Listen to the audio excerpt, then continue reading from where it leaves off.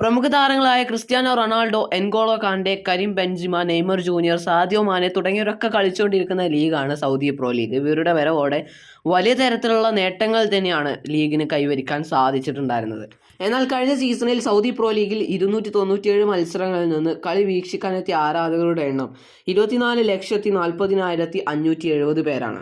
എന്നാൽ Indian super ലീഗിൽ വെറും 139 മത്സരങ്ങൾ മാത്രമാണ് നടന്നിട്ടുണ്ടായിരുന്നത്. എന്നിട്ടും 16,86,631 പേരാണ് കളി വീക്ഷിക്കാനെത്തിയത്. സംഖ്യയുടെ കാര്യത്തിൽ സൗദി പ്രോ ലീഗിന് തന്നെയാണ് കൂടുതൽ കാണികളെങ്കിലും ആവറേജിന്റെ കാര്യത്തിൽ സൗദി പ്രോ ലീഗിനെ പിന്നിലാക്കിയിരിക്കുകയാണ് Indian super league. Saudi pro ലീഗിന്റെ ആവറേജ് അറ്റൻഡൻസ് എന്ന് പറയുന്നത് 8,217 അതേസമയം ഇന്ത്യൻ സൂപ്പർ ലീഗിൻ്റെതാകട്ടെ 12,311. എന്തായാലും സൗദി പ്രോ ലീഗിനേക്കാളും ഏറ്റവും കൂടുതൽ ആരാധകർ കളി കാണുന്നത് ഇന്ത്യയിൽ തന്നെയാണ് എന്നതിൽ യാതൊരു സംശയവുമില്ല.